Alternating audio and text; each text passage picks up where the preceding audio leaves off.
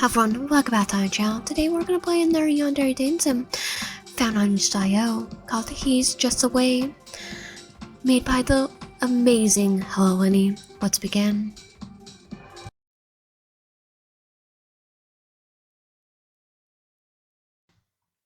I'm gonna type your name. I'm gonna be a little lazy today. Lion. Please select your pronouns. She, her. How do you go on when you lose someone you love? Everyone says that the pain will lessen.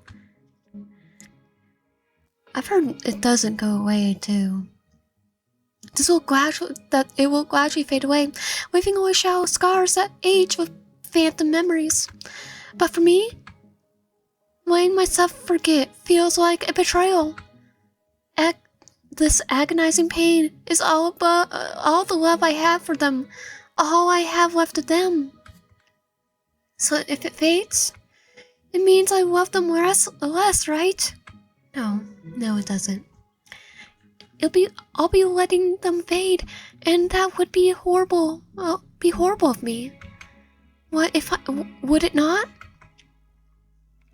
Your fingers skim the keyboard, typing line after line. You've been working on this for months, barely breaking to eat or sleep. Heck, you barely spoken to your friends. Maki often field calls to check in.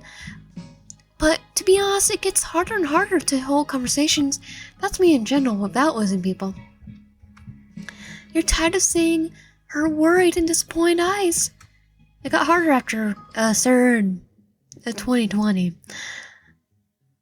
You lean back in your chair, rubbing your eyes tiredly before stretching your arms up to elevate your spine. The series of pop sounds and you wince. You never liked the sound of crunching bone. Usually you tell Seto off for cracking his knuckles. Slipping forward again, your fingers resume ghosting over the keyboard. The soft clicking, a quick clank, and the hum of your computer are sounds you've grown accustomed to. Find covering in the dead of night. But it's late even for you. You're tired, and you keep making mistakes in your code, leading you to continuously correct yourself. I'll say literally, my best work is up to a very end o'clock in the morning. It slows down your process. But you need this done. You don't think you can last another day without him. It's been so quiet, so cold. You miss him so much. An hour passes and you feel the weight of your shoulders gradually lift as you reach the end. Finally, after months of sleepless nights, awful coping habits fueled by caffeine and whatever medication the Ascension Tech psychologist prescribed, you'll see him again. Just one more line of code.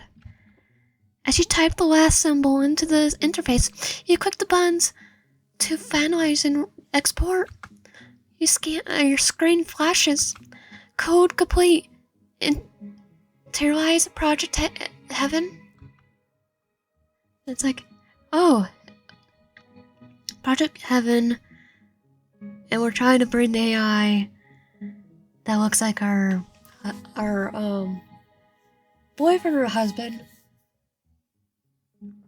I think it's husband. Yeah, I think it's husband. The screen flickers with glowing blue points. Your hands shake as you glide your cursor over the yes button. This is it. One click and it'll be like he never left. Blinking your hand stills. Unpleasant feelings lurch from your gut, piercing you into your heart. You shake your head fiercely. Denial. Anger. What am I saying? He's just away, that's all. This is temporary. He'll understand. You click the mouse and watch as the loading bar appears. Uploading data to Project Saito. 12%. The lights flicker as you follow the cables. A tangled spaghetti-like mess connected to your computer to the humanoid laying on the metal surgical table. I see.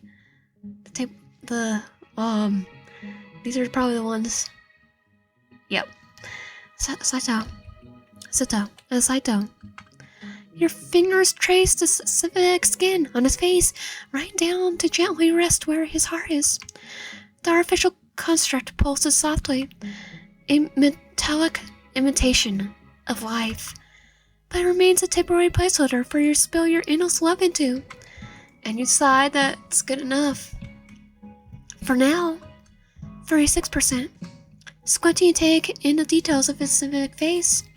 Long lashes, long silky hair, high cheekbones, and even the scar over his left eye. Everything is as it was, nothing is different. Because nothing is different. Wow, Mackie outdid herself with the synthetic. He looks just like him. 37%. Your heart skips a beat, and for a split second, the motionless android is merely sleeping. Just hopefully he doesn't take over the world. Fiercely, you shake the lapse of thought loose. This isn't him. The real Seto would be back soon. He's dead.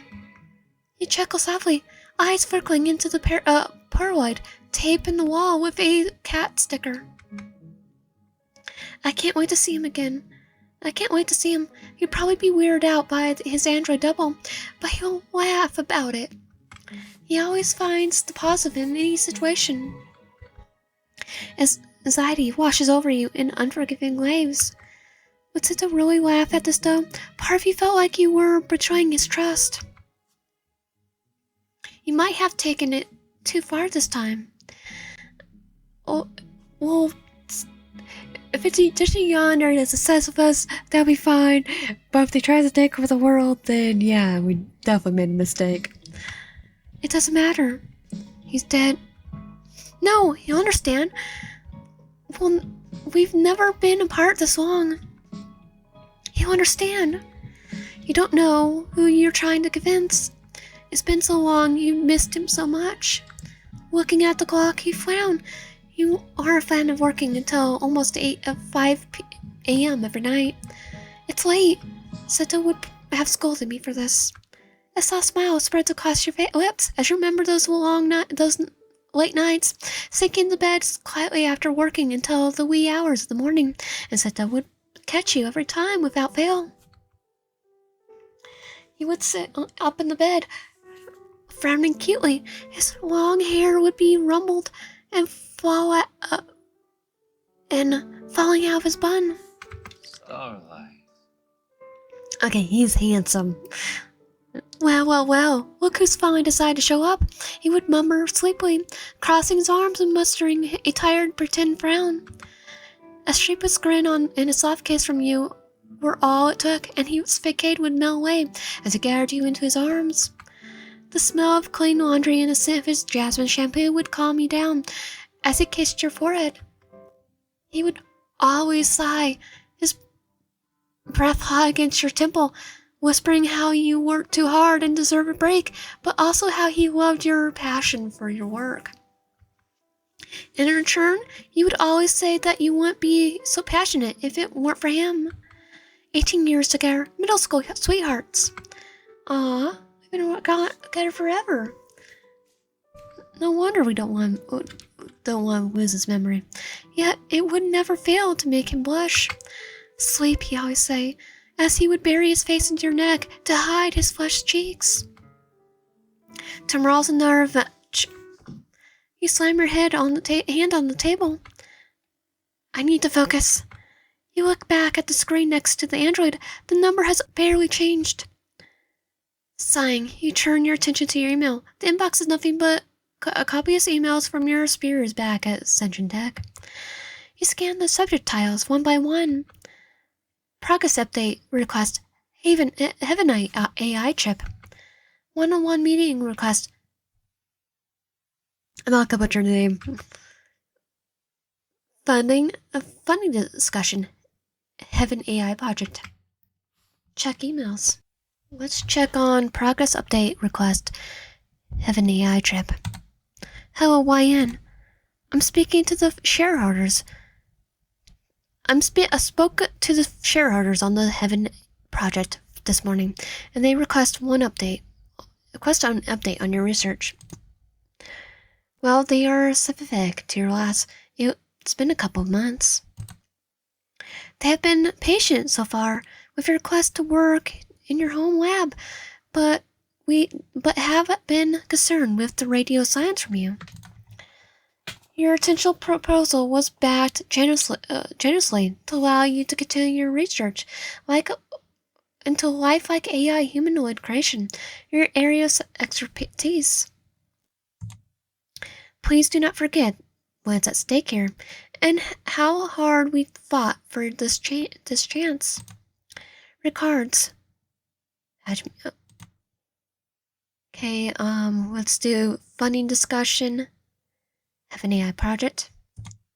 YN. Unfortunately, I cannot update about the concerns of all the investors anymore. Some have withdrawn their money, as you haven't delivered on several milestones, or updated anyone for a long while. Attaches your new funding budget sheet detailing the changes and suggestions on what to cut back on. Please reach out to your earliest convenience to discuss this. Regards. Oh, this was like first, second, third. We've been missing a lot. One-on-one meeting request. YN. I'm still waiting to receive an update report on the Heaven project. If typing up a new report is too much right now, then let's chat over a video call and catch up instead.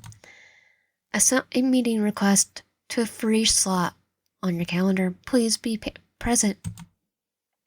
Regards. Okay, close computer. Massaging your temple. You have a heavy sigh. You know it's not right to ignore them. And the investors regarding Project Heaven. Especially when their money is what makes the very android laying motionless on your table possible. I'll probably soon, after Sato internalizes, I could show them. Then they can see that Heaven is still worth investing in. Anyway, it's late. I should get some sleep. One last time, you turn towards the motionless android on the table. Your gaze lingers along the wires connected to his head. What should you do? Well, I definitely know what I'm gonna do. Kiss him. You gently press your lips on the civic forehead. The cold touch of the artificial skin contracts with your warmth. Soon. I'm sorry. He's dead. YN, I'm sorry. They couldn't find him. The wreckage was near unsavageable. Keep looking. YN. Maki jumps as you slam your hand against the wall. Did he get into a car accident or a plane accident? A plane crash? He's not dead. You place yourself against the wall, clench your left hand on your chest, fingers gripping your wedding band tight. Okay, married. He's not dead. He won't leave me.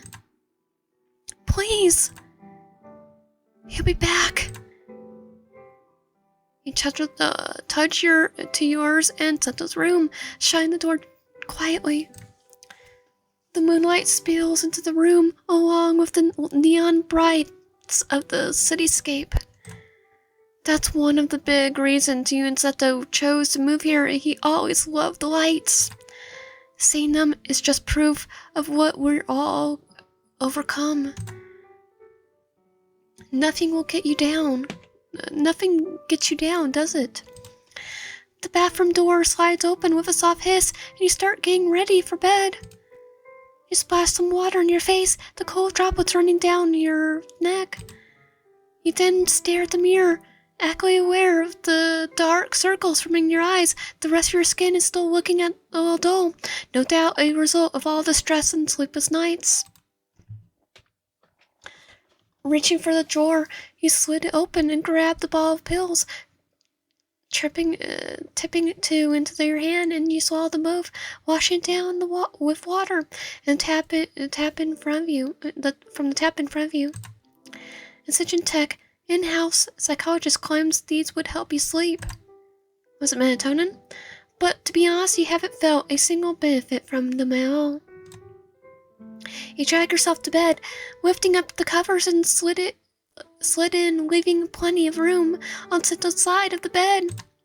You grab your phone, deciding to flicker a couple of videos on social media. A cat video, another cat video, a review of a nearby restaurant, and then another cat video. You sigh and navigate your messages, tapping once to open the inbox. I get a review from restaurants that are not even in my state. You have a few voicemails. Choose a voice message. Probably from her boss. I need you to call me when you get this. Or at the very least, check your emails. I hope you're well. I mean that. Aw, our boss cares. He wants making a mental note to check with him as soon as you can. Choose a voice message. Okay, from Macedo? Oi, how are you? I haven't heard from you lately. Hope you're sleeping and eating, whatever. Just call me. Don't be stupid. Oi, how are you? Haven't heard from you lately. Nope, I hope you're sleeping and eating, or whatever. Just call me. Don't be stupid. I like that. Okay, I need to put settings. Okay, voices are... Your heart conscious. Masato, Sato's younger brother. You must be having an awful time with Sato's missing. Aw. And he cares though. We should talk to him.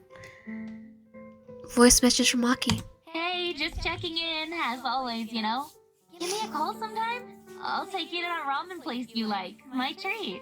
Okay, you have me on ramen. Maki, caring as always. I should call her soon. Choose a voice message. Scroll down. You drag your thumb, scrolling down the screen. Your fingers are shaky as you tap the button. Sito's last words till you fill the room. Hey, Starlight. I'm staying late at the lab today, so, don't wait up, alright? I love you. See you in the morning. Aw. And that was the last time. Was there a lab accident? Straying an arm out, you rest your hand on his pillow. It's cold, your heart clenching painfully. You shake Sito awake, fingers trembling while you attempt to fully hide your sniffles. Starlight. Your beloved husband stirs, rolling over, remembering a muffled what's happening. As his eyes adjust to the darkness, he realizes that you're not okay at all. He bolts up late, flickering on the lamp, reaching for his glasses on the bedside table. Hey. Starlight, what's wrong? Are you hurt? I had that nightmare again. Sito's eyes soften as he lays back down, opening his arms for you to curl up against his chest. I'm sorry for waking you. Starlight, I'd only be annoyed if you didn't wake me. But you have to work tomorrow. You'll be tired. I should have just... Your protest ends in a muffled as you realize Sito has pressed his lips against yours. He pulls away, grinning tranquilly, while you glare at him, trying not to laugh. What is one night of good sleep if tomorrow's reality is finding out my lovely spouse has suffered alone? You hum softly and snuggling closer, your head resting on his chest as his fingers gently card through your hair. Gently, go for your hair. Was it the same nightmare? Yeah, it's always the same. Hey. The one where you lose me? Wait, we didn't lose him? Don't even say it. Or is this our dream while we're dreaming that he's here? Saying it wasn't makes it real, Starlight. You don't have superpowers, and if I did, I'll manifest something much better than me dying. You slap his chest playfully, laughing softly as your husband goes into a detail about how he would bring his favorite fantasy world to life just for a day. Okay, what's fantasy world? Depends on the fantasy world. You definitely don't want to attack on diet. He reaches a hand up to intertwine his fingers with yours. Starlight, you won't lose me. You promise? Of course, I'm invisible. Plus, who would get the cockroaches for you and toss them out of over the balcony? I can't have you dealing with that on your own.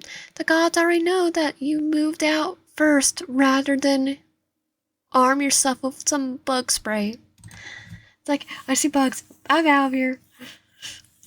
We'll be basically like Psyche K from Psyche from Disaster's Life of Psyche K. Shut up. He just teleports away from the bug. All the way to a different part of the world. He laughs and kisses your forehead. You smile up at him, basking in his adoring gaze. I do feel a lot better, though. Thanks, Seto. It sighs dramatically. I'll give you a cute nickname, like Starlight. I gave you a cute nickname, like Starlight, and I get plain old Seto. Ah, you know I'm bad at nicknames. I'm also kinda mean with nicknames. I called someone like my cat's nicknames are kind of. Let's just say my mom called her Klepto. Her nickname ended up Crapto because I couldn't pronounce, and this stuck. Humor me anyway. He chuckles and moves to brush a strand of hair out of your face. You think hard, trying to come up with something in your head for your dear husband. Asteroid? Astrosphere? And Uranus. They're all but rated. Okay, I'm gonna have to go for Uranus because it is an actual planet. And to fit a bear and these are funny, but Uranus. Huh? Oh my god. Well, I could have called the asteroid. Yeah, I said I was bad. No, I'm just calling him a butt. Why is it butt themed? They were all butt themed. Because you have a nice butt. This is all I am to you, huh? Just a piece of meat. He pretends to glare, but you could see the corner of his mouth twitch. I do love it. He does have a nice butt, though. Yeah. Now bring your asteroid into the orbit over here. You gesture for him to crawl on top of you as he stares at you incredulously. Hey. Please don't tell me that's how you're going to initiate that from now on. Yes, we are. This is Captain of Star Command. I have sight on a large shuttle about to enter the atmosphere. Okay, I love it. I love it so much. School as Seto climbs on top of you and puts his hands over your mouth. Alright, enough of that. You playfully try to bat him away, but he pins your wrist down to the bed, hovering over you. You both fall asleep, looking into one another's eyes. The romantic staring contest continues until you break first, your face flushed as you turn your head to the side. In response, he lowers one hand, using the remaining grasp both your wrists tight, still pressing them against the bed. He grips your chin with the other hand and makes you look at him. You shut your eyes. Starlight. Hey, Starlight, look at me. You keep your eyes shut, embarrassed. Please. So you peek, your face burns incredibly hot. He stares at you in reverence. I love you too. And then he crashes his lips to yours. Your fingers crawl into the pillow as tears threaten to spill. That was a dream, but I know it's not a nightmare, but this makes me sad. Where did you go? You said you wouldn't leave me. The swelling blindness in your heart is painful. Filled your chest up so fast that it feels like you're drowning. And then it spills. You sob into the blankets, chest heaving as you sink.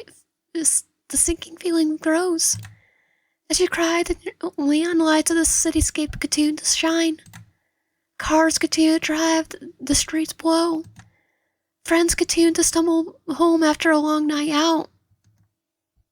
Your eyes close, and life as you know it goes on, without him by your side.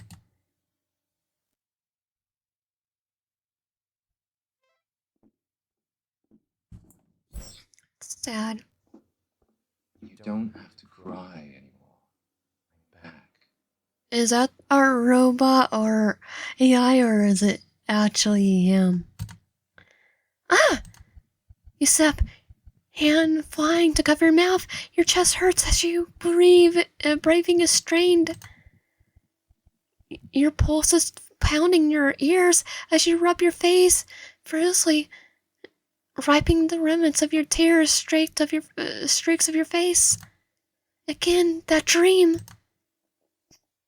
They need to find him soon. I can't keep dreaming of this. I barely get any sleep these days. Slipping back into bed, you cover your eyes with the back of your hand. You attempt to even out your heaving breaths, and you know it's a poor attempt. I feel for ourselves. The sunlight streaming through the windows is warm and bright. You use the remote to shut the blinds. Staring at the ceiling, you move to try to reach for your phone. Huh? Dread grips your spine as you distinctly hear sounds coming from the kitchen. Is someone visiting? Maki, maybe?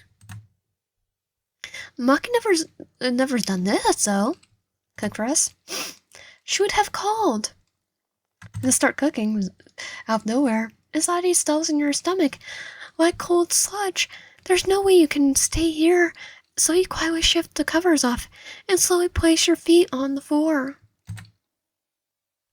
You grasp your phone, considering calling someone for help just in case. But you don't know who you can call anymore.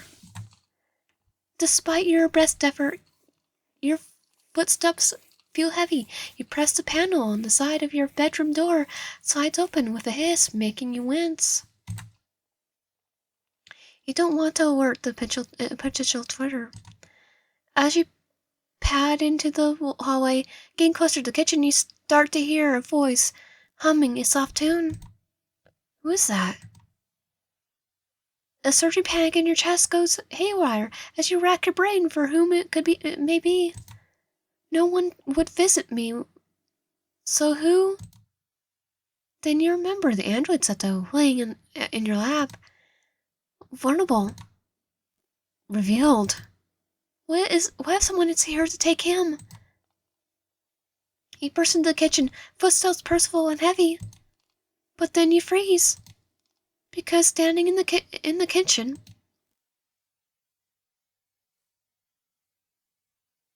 is our either our android or Sita actually being here, with the same smile on his face as always. Hair tied into a high ponytail, using his favorite spatula and humming his favorite tune like it was an ordinary day. Is your husband. Hello, Moonlight. Ah, hello. You stare in disbelief, unmoving, frozen. Is it really him or is it the android? You dreamt of this moment, but now that it's happening, you find yourself paralyzed, unable to say a word as tears well in your eyes. Sita frowns and sets down the spatula. He returns to you, his expression wearing with concern as he looks over your face. Moonlight, are you alright? His hands find his way to your forehead, checking to see if you're unwell, something he always did.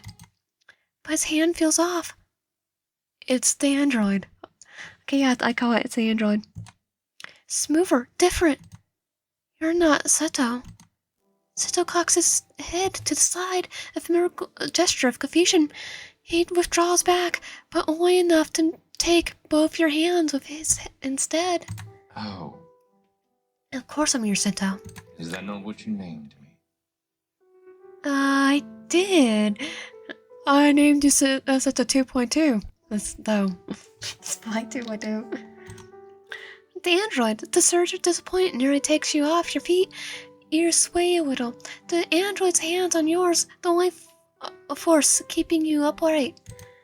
Seto continues to look at you, the frown dipping between his brows. Moonlight, did you work too hard again? Work too late again? You cut your teeth and shake your head. Of course, it's the android. You just thought it's your husband because... Wait, how did you awake? I didn't internalize you. You didn't need to, Moonlight. I just opened my eyes and found my way to you.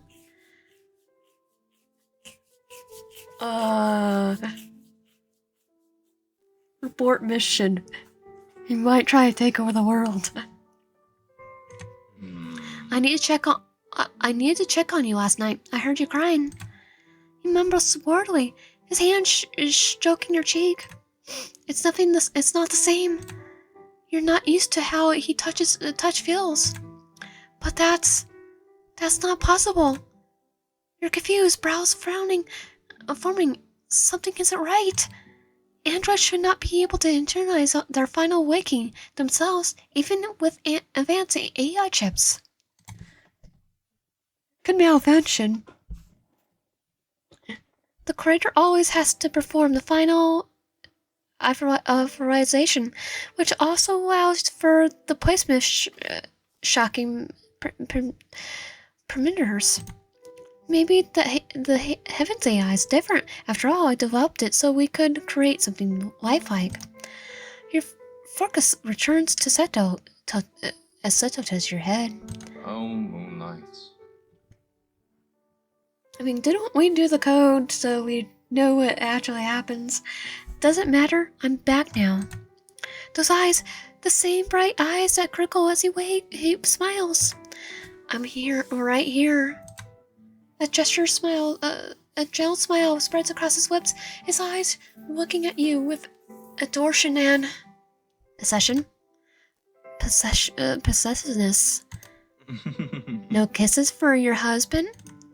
He strokes your hair gently, and you flinch reflexively, take a step back.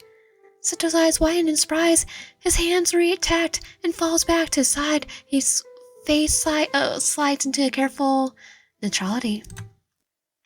You fold your arms across your chest, unable to withstand the familiarity of his gaze. Why do I feel so guilty? Let's make one thing clear. You're your own person. You're too kind, but I'm made to keep you happy. I don't need to be my own person, I'm yours. The words sound good, but it's still unpleasant in your ears. It makes your stomach churn. You shake your head, guilt sinking into the pit of your stomach. What am I doing? He's nearly awakened. We haven't even run diagnostics yet. I'm yours. I'm sorry. I was gonna say I'm yours. I'm sorry, Seto. I could still call him Seto, right? You didn't do anything wrong. Seto smiles, pleasant, smiles. It's quite alright. I'm sorry I startled you. I assume you didn't get androids who awaken by themselves very often. You shake your head. Try never. Awaken is a delicate procedure. It's meant to be a final step before realization for an AI. It consists of several intricate steps to ensure that the artificial brain, heart, nervous system, and logical processes work. And he just decided, nope, everything works. Just speak Yandere. Because Yandere names him. It also allows the creator to place the proper slackling mechanisms on the system, just in case anything goes wrong. After all, an unstacked AI can be disastrous. I can imagine. A soft chuckle snaps out of your daydream as you watch Seto leaning over, bending down to your eye level. Just imagine they learned the hard way. Everyone learned the hard way, and the AI took over the world for a day, and they had to go fight. Like there was a war that waged for a day until someone found the off switch. Well, I must be special then. I never had anyone do something so stupid to win my affections. Around and round you go trying to catch every single Nowbot currently buzzing and darting about like a cavalcade of sentient jelly beans. But how can you stay mad when his very laugh could part the clouds of doubt in your mind like that? Well, I must be special then. Hey, I suppose you are. It saw shallow, thickly before peering past Seto and towards the stove. He had turned the heat to low before coming to talk to you. So whatever is in it, the pot's slowly simmering and smelling really good. You couldn't remember the last time you had a home-cooked meal. These days is all about frozen rations straight from the Tech employee supplies. Supplement pills, taro-packed vegetables and meat. Not the best, but it did the job. Seeing your curiosity, Seto turns back to the stove, stirring the pot. I made you some rice porridge with egg, well-done crisp, and spring onions. Okay, I want that. It's your favorite. You know how slowly the comforting smell wafles through the kitchen, forcefully dragging memories that you miss dearly into your mind. You force them down. He carefully ladles a bowl for you, topping the delicious-looking porridge with a simmering smattering of spring onion oil and a handful of crispy fried wonton pieces. Placing the bowl on the table, he pulls a chair out, gesturing for you to sit. Come on, Moonlight. It's no use staring at the day on an empty stomach. You obey, and he pushes the chair in, bending down softly to softly kiss you on the cheek. Your face flushes. He chuckles, running his fingers through your hair before his hands settle on the back of your neck. Why are you blushing? I'm your husband. His fingers softly choke at your navel. Yes and no. You're all within yourself.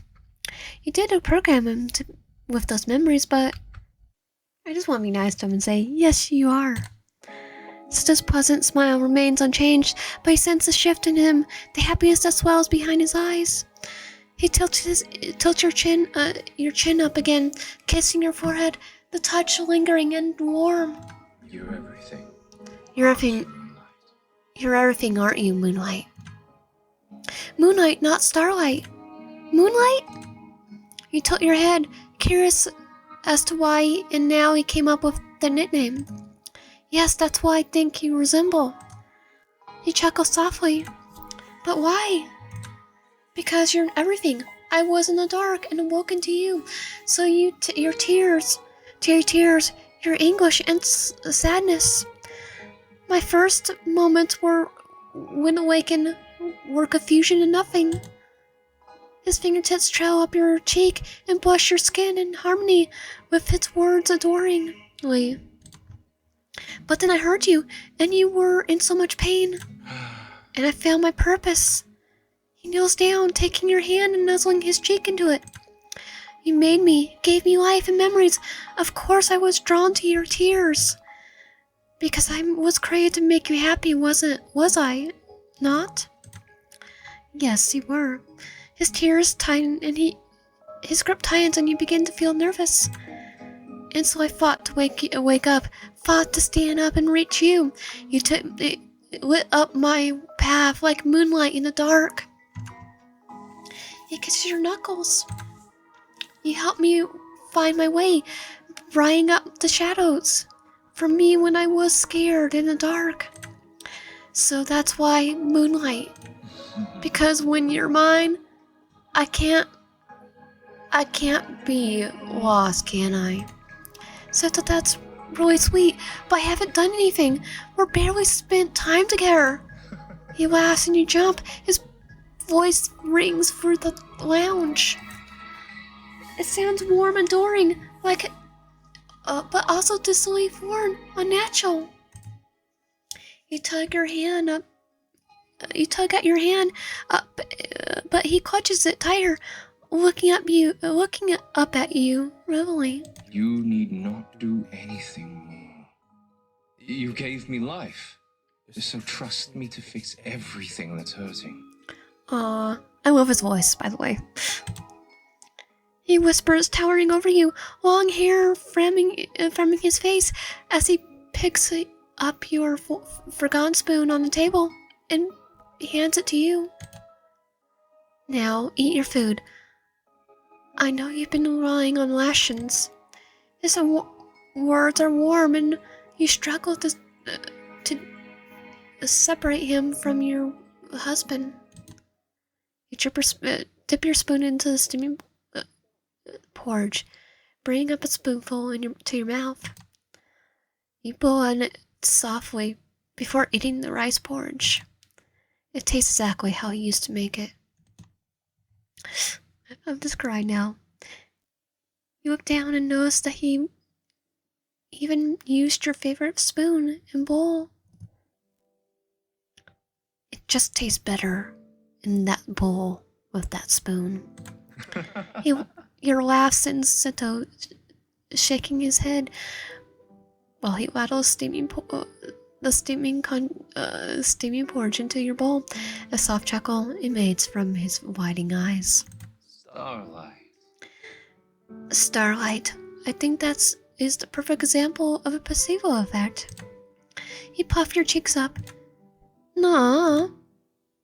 You stick your tongue out at him and he laughs, setting the bowl in front of you with your spoon. Seto takes a seat across from you with his own bowl. Hey, does my darling first spouse have a way to prove her thesis? I puff this.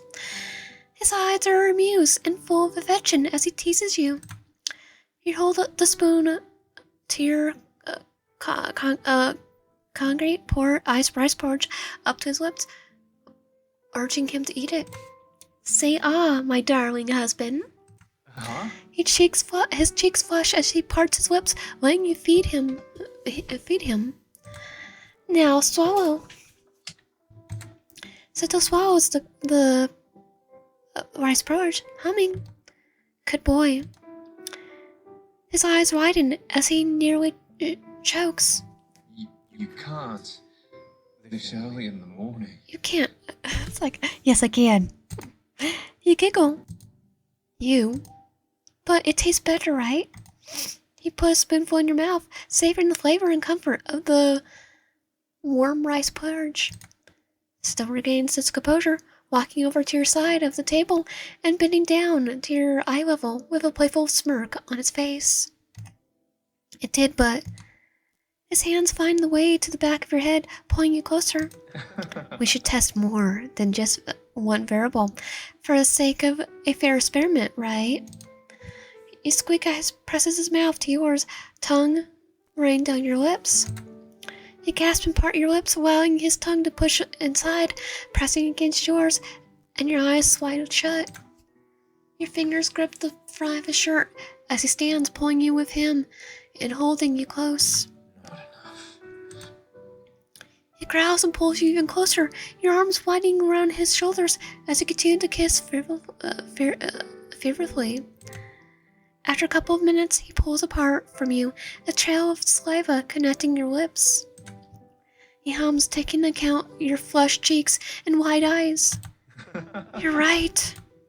A smirk dances at on his lips. I guess it does taste better eating it from somewhere special. He winks and goes back to his bowl. You stare down at your bowl, wheeling the memories away. You bring another spoonful to your mouth. Good? Yeah, it's just like how I like it. I'm glad you had such a hard time. I just want you to be happy. His hand reaches across the table, grabbing the other that isn't occupied by a spoon. He gently strokes your hand as guilt spikes up within you.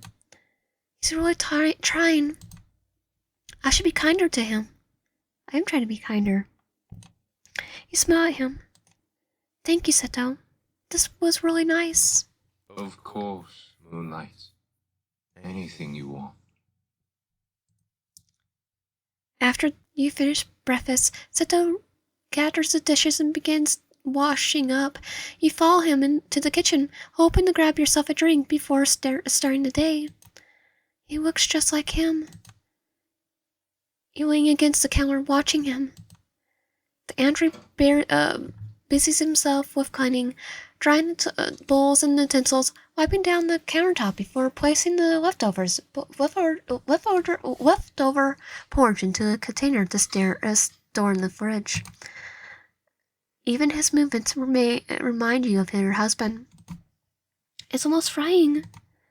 As you wait for Seto to finish cleaning, the thought of his self-awakening drifts across into your mind. Something like that really shouldn't be possible. I should run diagnostics and check all his systems are properly connected. You think back at his early response to you. Some of it was out of character. Outside of bounds. I mean, we did to the code. Maybe we just put Yandere code in there by accident.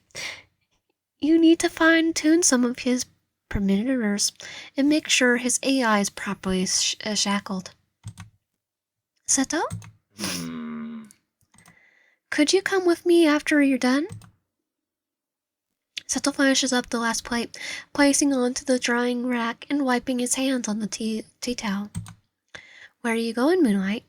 Well, we're gonna shackle you, so we don't have a robot overlord anymore. Have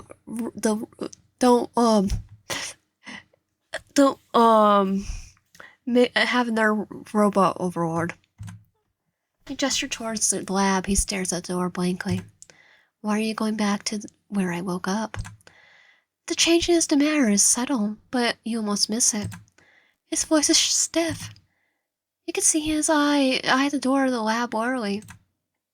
I'm still a little worried that you may have hurt yourself when you waken on your own. It's not a thing that I've ever seen happen. Let me check over you. Seto's brow frowns. He then pats his face and cheek and stretches. I feel fine. His voice is deadpan and uncooperative. He steps closer, smiling gently, cocking his head to the side as he plays within the collar of your shirt. I don't think we need to do that. In some ways, he's very different from my Sito. I know, but the issue may very well be eternal. Please, it'll make me worry less. Can we not do this? Can we not do this tomorrow? You knew you shouldn't say this, but you can't help but feel as if it would work. You don't want me to worry, right? His eyes widen, and you immediately feel guilty. He definitely shouldn't have said that. Right, you're right. He sighs and follows you into the lab, his footsteps slow and dragging behind, like he doesn't want to be there. You enter the code on the keyboard next to the lab door. A soft blimp sounds, followed by a hiss as the door slides open. Stepping inside, the lights flicker on automatically, illuminating the large laboratory and office space that you spent far too much time in. Looking behind you, you notice Seto has his arms crossed, his fingers playing with the sleeve near his bicep nervously. I don't like it in here, but it's just another room in the apartment. I woke up here without you.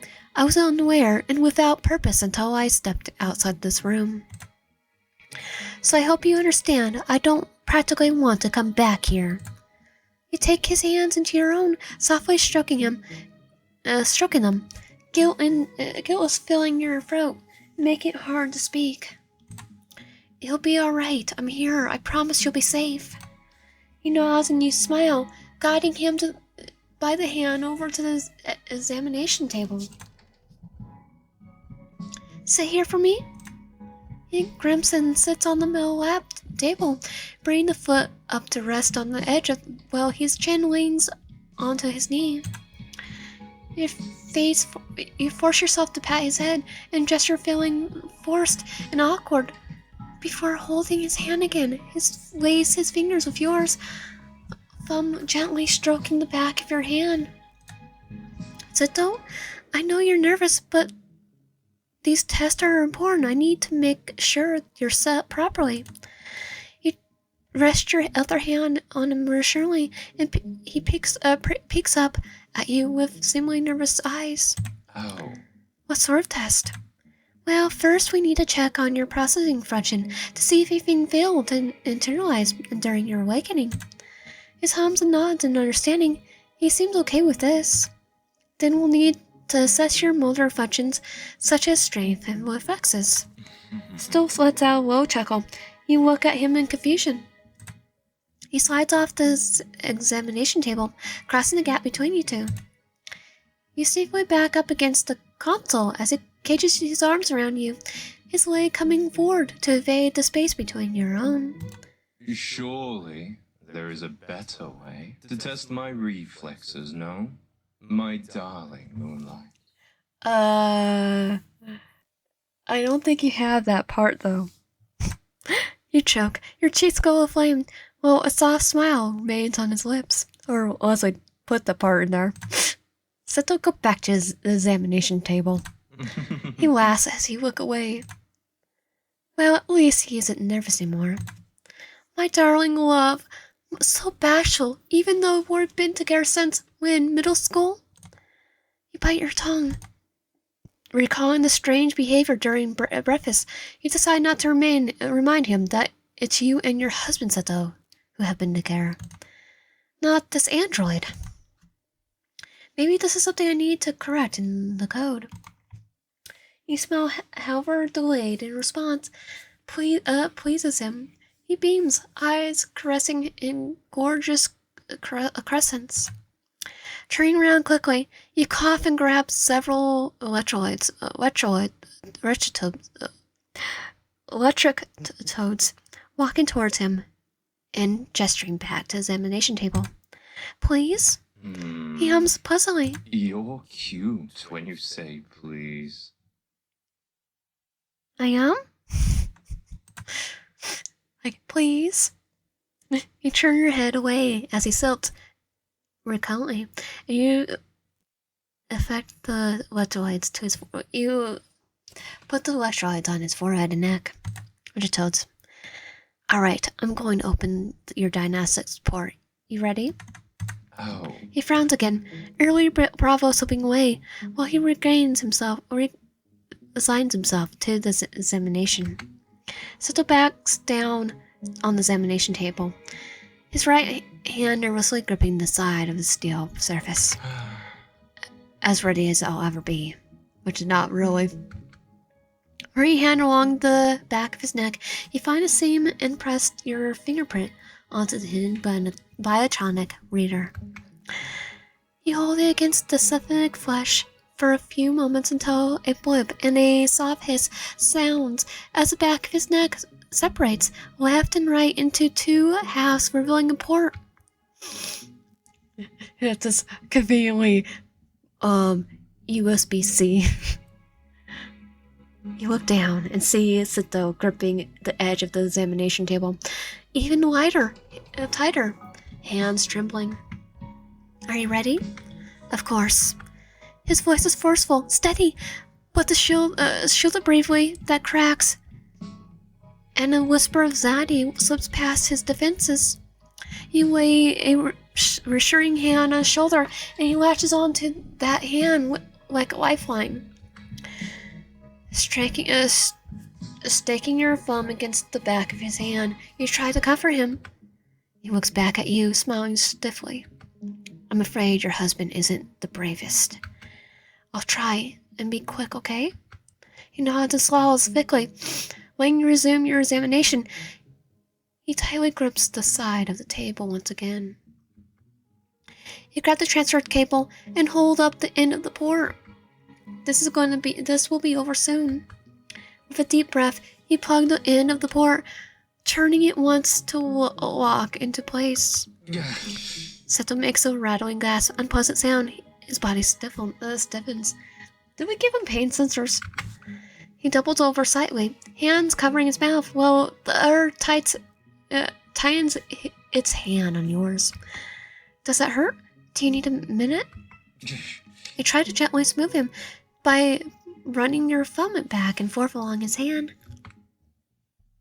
You're unsure if the attempt of reassurance reaches him. Your brow frowns in concern. Your reaction is intense. There's nowhere near what you're expecting. So lifelike. No, Moonlight, I'm alright. I know he's not not the husband. Just AI, but maybe, just maybe, spirits in there. As it accommodates to the transfer cable, you bring up his diagnostic panels on the console. Your eyes scan over his temperature setting and data. Okay, I know it's not his spirit. Let's see what's going on here.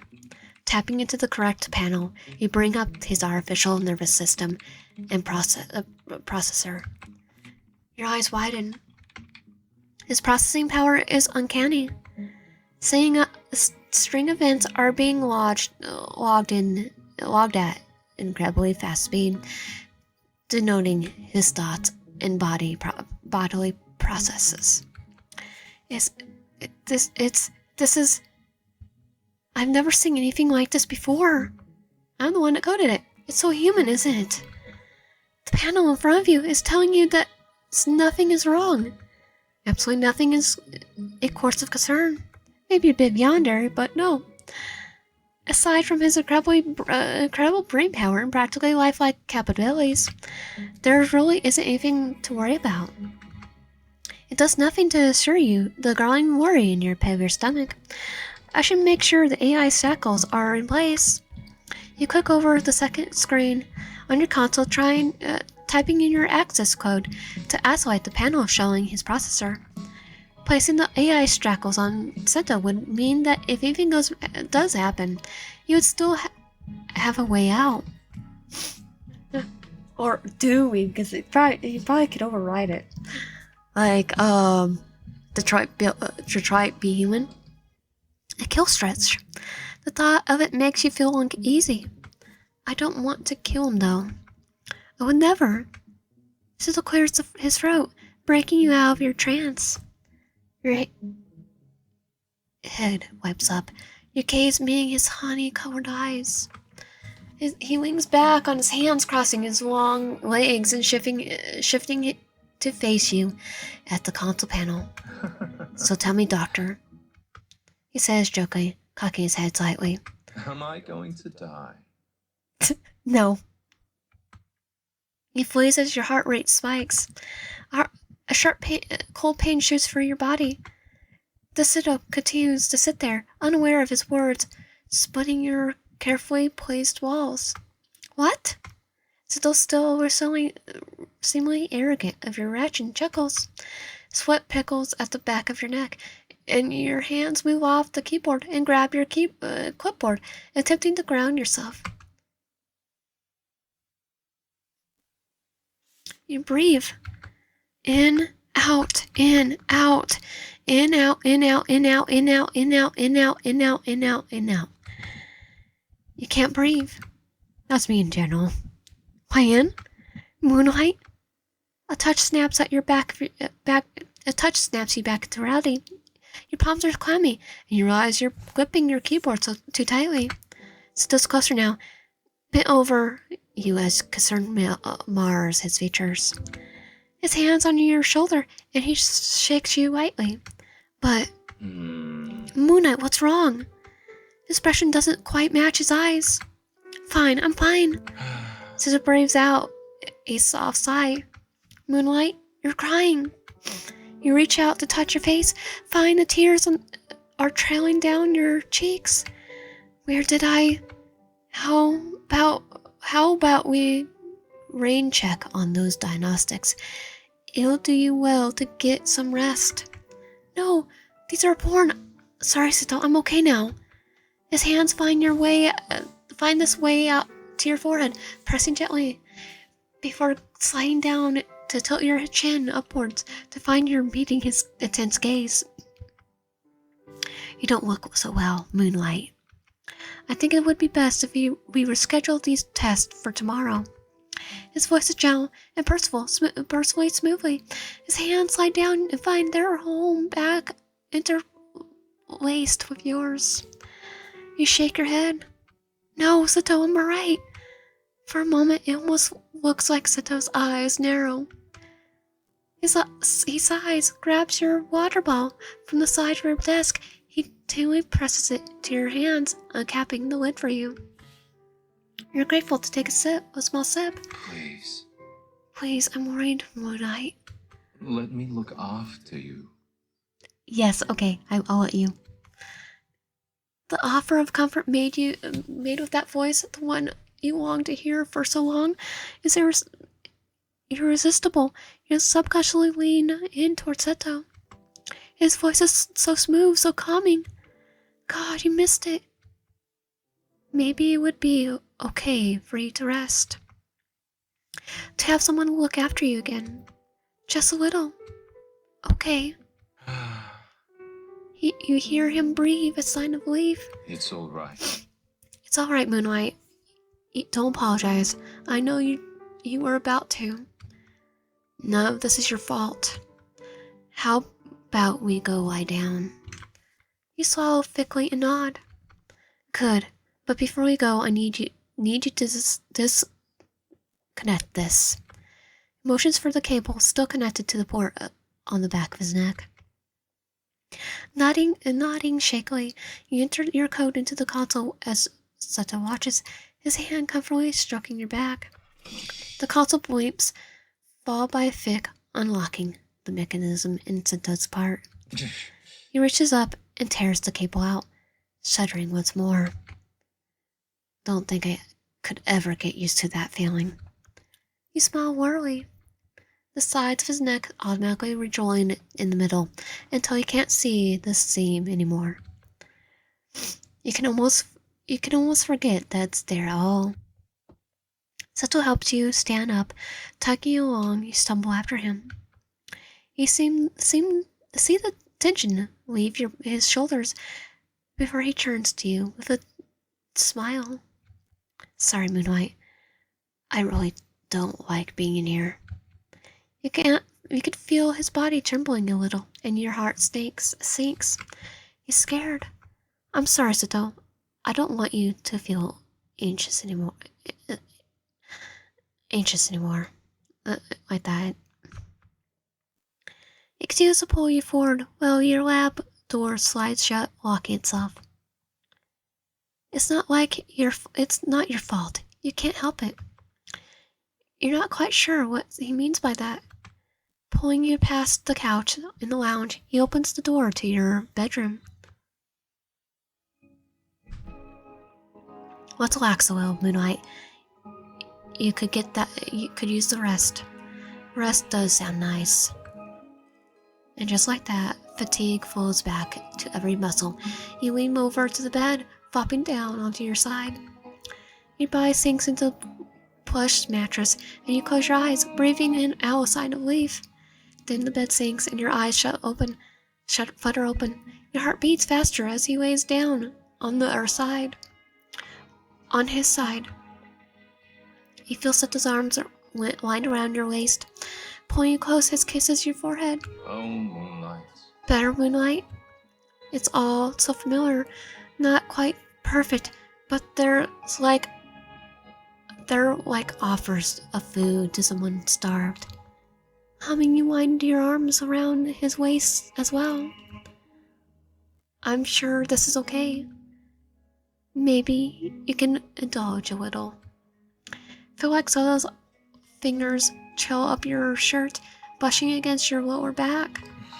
A touch makes you shiver as he drags his hand on your side, pinching the sensitive skin softly. Sit down.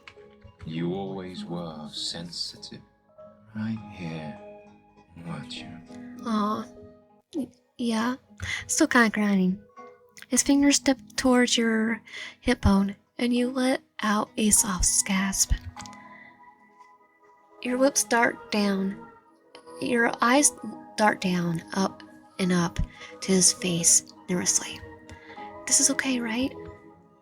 He's just android. And if reading your mind, Sito kisses your temple.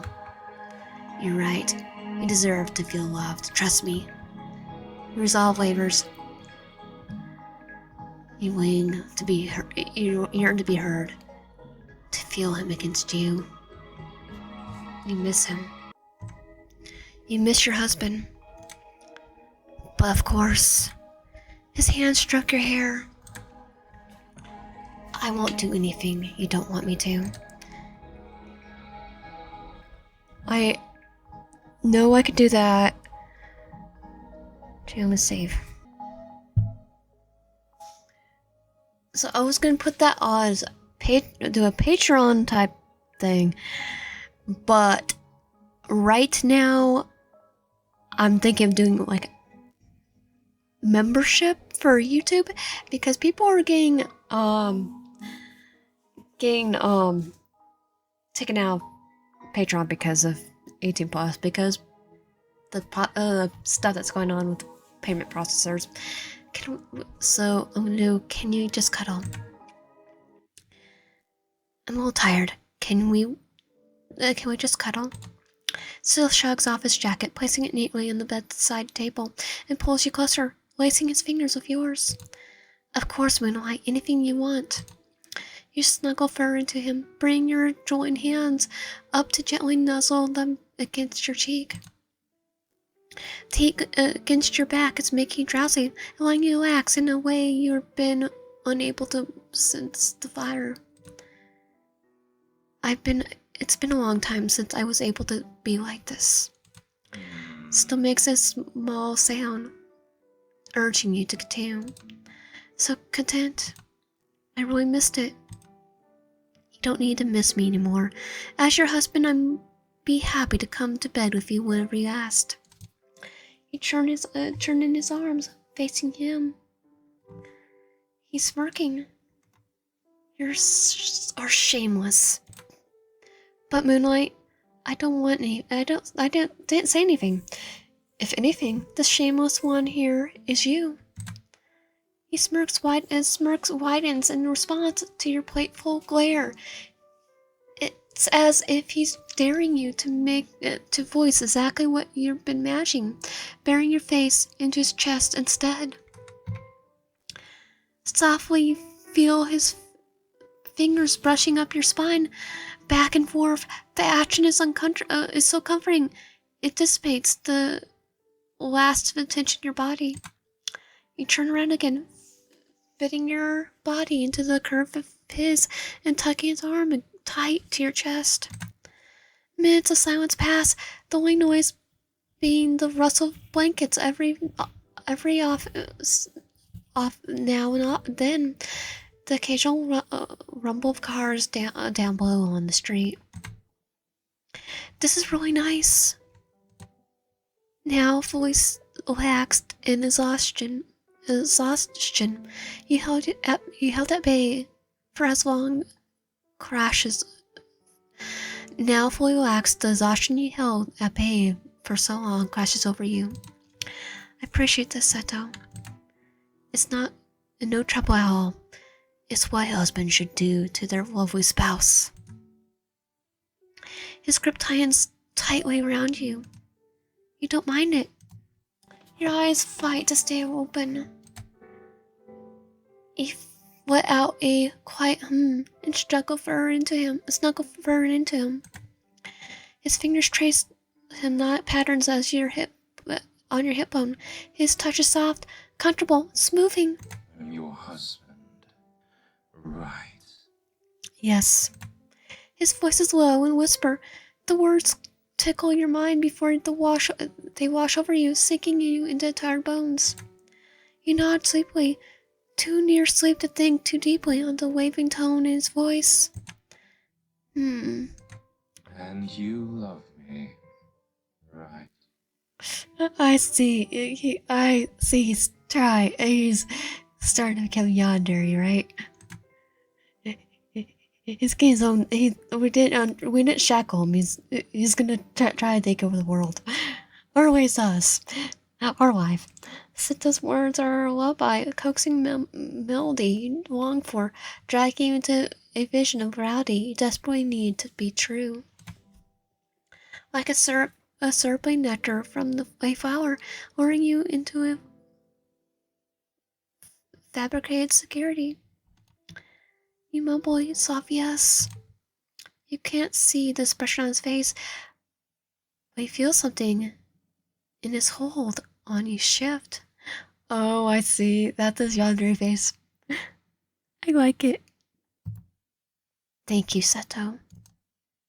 You can feel his nuzzle against your back of your head, breathing warmly on your skin. Anything for you, Moonlight. In the quiet, you can almost forget you feel whole again. Sleep finally coming for you, and for once, it's dreamless. You wake to a soft vibration of your bedside table. Picking your eyes open, you know that the sun has gone down. Oh, I must have slept for a while. Reaching over to the sleeping man beside you, you grab your phone, spying Maki's name on the front. You hurriedly get out of bed and make sure you're presentable, and quickly exit the room. As you step into the hallway, you accept this call. Maki. Maki appears on the screen. She looks a little tired, no doubt the result of being a late owl, just like you. Hey there. Hey, Ryan. I'm not worrying you, am I? No, I wasn't doing anything, just taking a nap. Well, I'm glad you're getting some rest. I just wanted to check up on you, you know? I haven't heard from you for a while. You smell Maki is your best friend. She always looks out for you. But she's a little persistent in her efforts. You do appreciate her a lot. But recently you felt a bit guilty. You honestly you haven't seen her since. You shake your head. Hey. Ryan? What's going on? Something seems different. Well, you know the civic skin I asked you to make? Her expression becomes concerned. Her brow froze, and she hums in acknowledgement. Well, I finished the project last night, and You jump as the door slides open behind you, eyes darting nervously as you feel an arm wrap around your waist, pulling you against a warm, lifelike chest. Hi, Moonlight. Hey, Maki. Maki's eyes are widened, staring in disbelief. What? Seto, hey, hi! She stares at the android behind you with an indecipherable expression. What are you calling for? Everything alright? Maki swallows thickly before nodding. Just catching up with my best friend, like always, you know? Seto lets out a small oh of acknowledgement, but he doesn't leave. Seto? Seto? Oh. Oh, don't mind me. Pretend I'm not here. You chuckle nervously. It's probably a little hard for not Maki to ignore the 6'2" man behind you. We just checked all the tall yanderes, do we? A man wearing the face of her dear dead friend. Maki shifts uncomfortably, her hand coming up and nervously scratching the side of her neck. I really would like to speak to Wyan alone if that's okay with ya. Seto's eyes curve into crescents as he smiles, but there's not friendly about it. And I'm sure Wyan doesn't mind if I stay. Is that okay with you? Maki looks towards you. Seto's fingers continue to trace soft patterns on your stomach. Maki, you could stay, alright? It's not like we have anything to hide. Seto's grip tightens into a touch. He emits on approving hum. Whatever. Yeah, sure, whatever. Maki drives into updating you on all the gossip in the lab, occasionally stumbling into her story whenever her eyes drift back to Seto. As she continues, you and Seto move to the couch. He listens intently as she tells you about Izanami, forgetting samples overnight and having to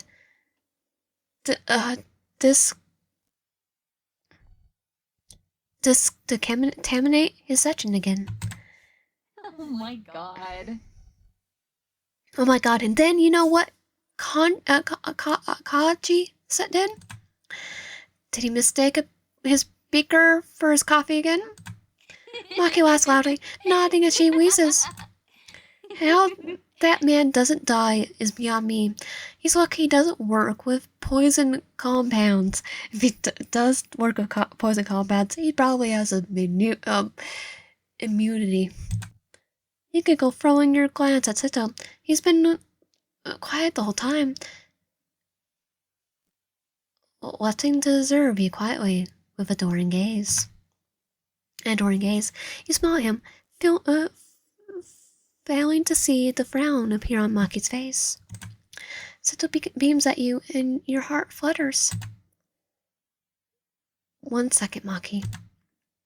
Seto, sorry to ask, but do you mind making dinner? I'm a little hungry. He nods, kissing you on the cheek. Of course, Moonlight. Don't take too long, alright? I won't.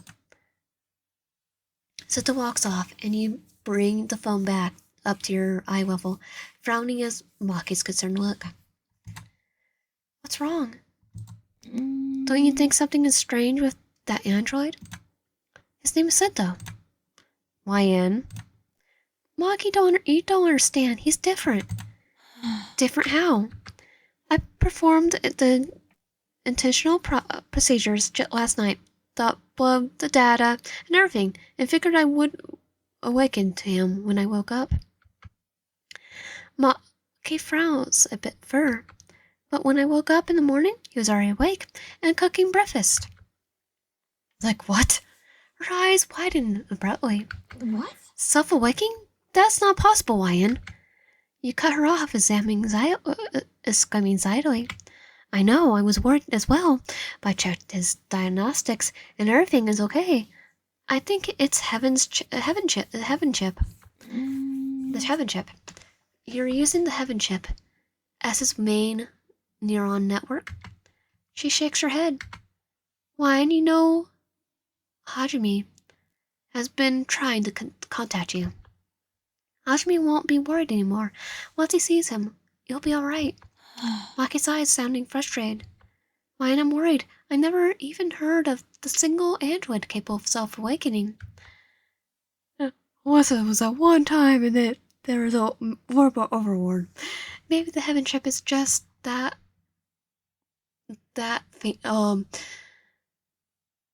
Nemesis, Marcos? I know it's a name, but he shrugs and she groans. You can't seem worried about this. I am, but I'm happy. It's been so long. Aki's gaze softens as she runs a hand through her hair. I know, but keep in mind that isn't really Seto, okay? Her words shoot a pain of despair through your heart. You bite your lip and nod slowly. Hey. I'm sorry, I don't want to upset you, but I think it's important to... Moonlight, are you alright? Seto appears by your side, plucking the phone from your hand. He turns to Maki, addressing her frostily. What did you do? She didn't do anything. She was just trying to do her concern. What? Are you serious? I don't need to answer to Android. Still's eyes narrow. Maki's glare darkens. This is none of your business. It is my business when you upset my spouse. Maki scoffs, her voice rising. You're not the real Seto. She's not your spouse. You're not the real Seto. Well, I'm gonna go ask Maki to back down. Maki, enough. That's uncalled for. Maki scoffs. Whatever. You defending him? Do you know how ridiculous you sound? You sigh, grabbing the phone off Seto. Maki, I'm sorry. How about we talk later? Maki looks torn, her gaze floating between you and Seto. Please? Alright, just take care, okay? Call me if you need me. You know I'll just a call away always. I know, thanks. Chat later? Of course. You hang up the phone and turn to Seto. An indescribable expression mirrors his face. She doesn't seem good for you. She means well, Seto. A strange look flutters across Seto's face. You really miss it. I don't like seeing you so upset. He strokes the side of your cheek softly, fingers warm against your skin. He holds your chin, gently forcing your gaze upwards. I just want what's best for you, Starlight. I know. Don't worry about what she said, okay? Seto nods once before taking your arm by the elbow and guiding you to the lounge. Oh, Moonlight. As long as you know I mean well. I know, Seto. I appreciate it. He smiles warmly. The tranquil moment is cut short by your stomach growling. Your eyes widen and you laugh. I guess I'm hungrier than I thought. Seto hums. Well, aren't you lucky that your beloved husband got dinner started? You look towards the kitchen and spy an array of chopped vegetables and condiments. What are you making? Seto walks into the room with you following behind it like a curious puppy peering around him.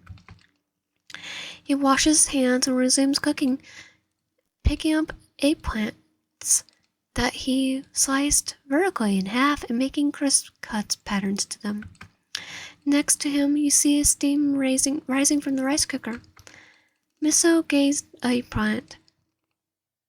Thought we could do with something comforting and simple. Did you forget it's our go-to meal after a long day? You don't want to correct him again, so you could plie and lean against the kitchen counter, watching him cook. Seto sears the eggplant in the pan on both sides and generously gazes the cut side with a sweet miso gaze. He pops the eggplant into the tray and into the oven to boil, and then turns to you. His gaze is affectionate, and you bashfully avert your eyes.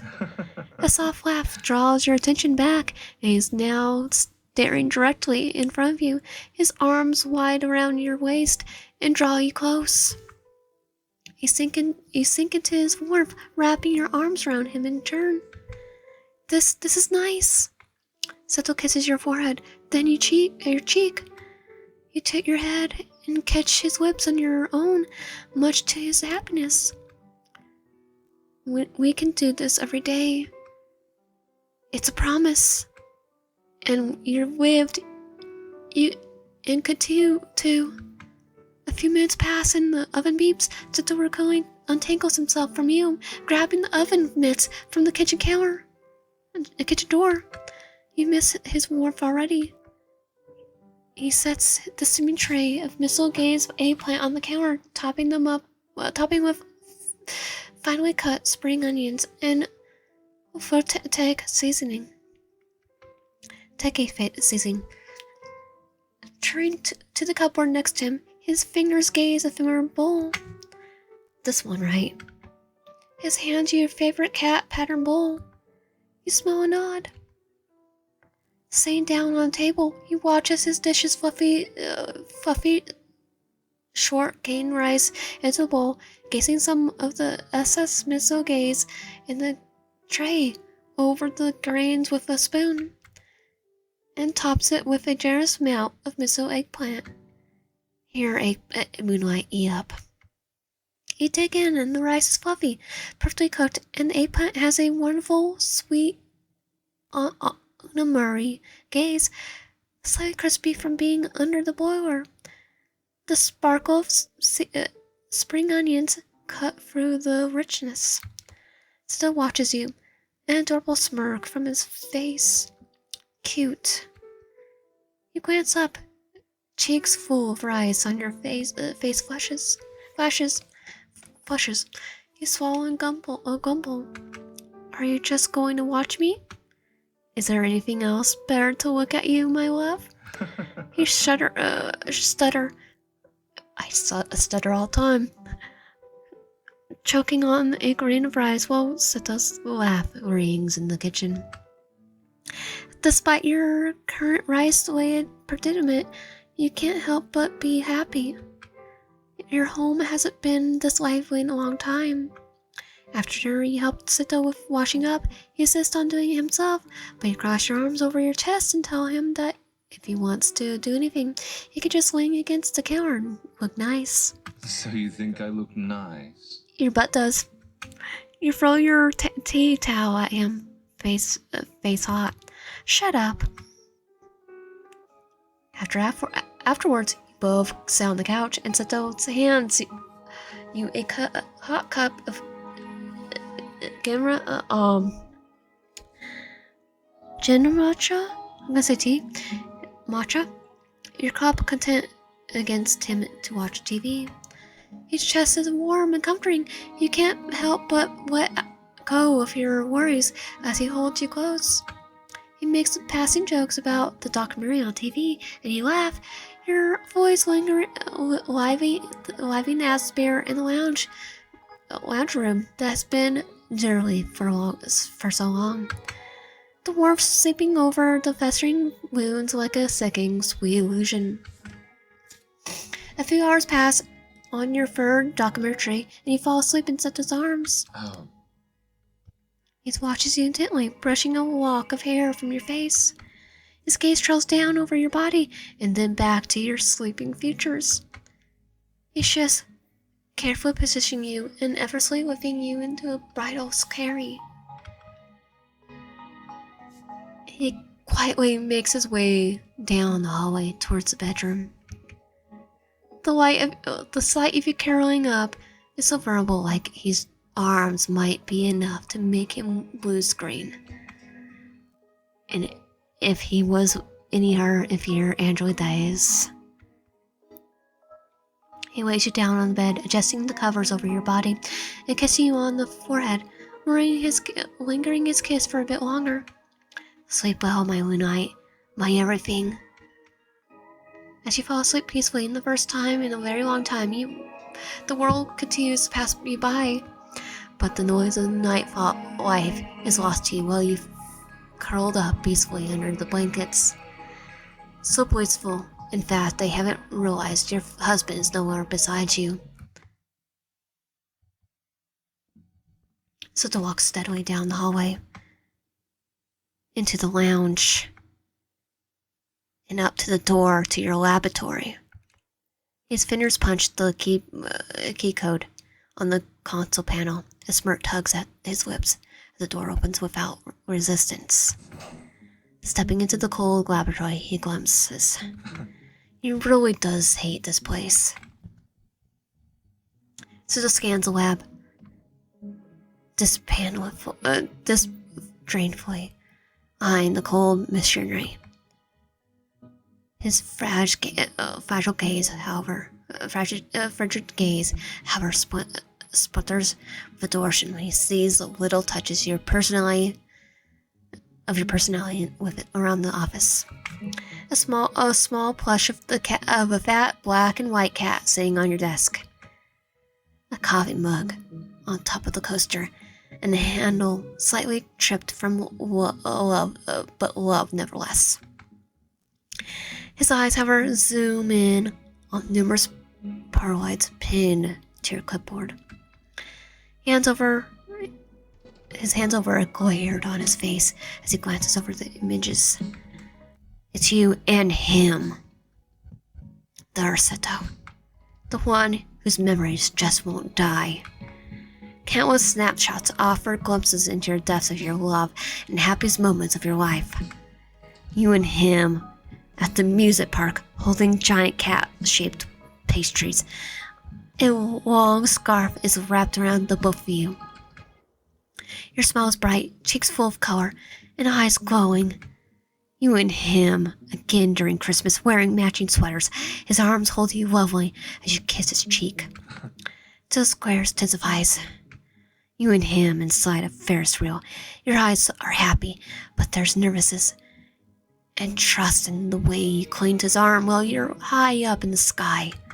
You and him at the beach. You and him at a fancy restaurant. You and him again and again. Pastured on the clipboard, countless reminders that you have loved before him. And that love is the only reason why he's here now. His eyes darken hatefully at the Polaroid in the center. Him. Hold you in a bridal carry as you both smile wide.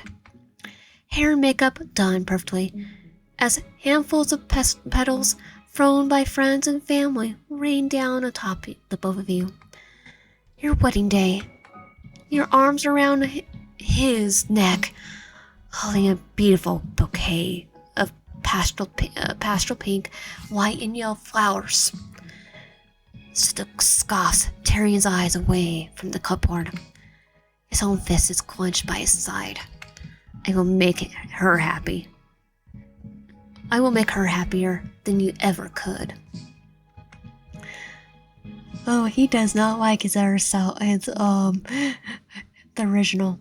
Sato stalks over to the other side of the lab, where the console and diagnostic table is located.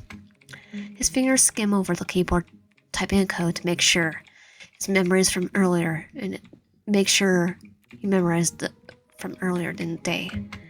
He brings up the diagnostic panel and complete the authorization for his port access by passing the biometric reader. Shutting the port in the back of his neck splits to reveal the slot he glimpses as he holds the cable in his hands. They shake while he positions the end of the cable at his neck. He shoves it hyperbolically inside wide and eyes clenched shut. His Citra's body heaves, and full gasp bursting from his lips as he doubles over. Fuck! The feeling is cold, sharp, like claws gripping into his sides. He takes a few moments, waiting for his breathing to calm down, so Sato sits up and drags himself back to the console. With his brow frown in determination, he searches the database. He reaches for memories you stored in the computer, a hunger growing inside of him as he opens folder after folder, gathering as many pictures and videos as he can. Summer holiday trip. Wyan and Sato wedding. Childhood photos. High school prom. Surprise proposal.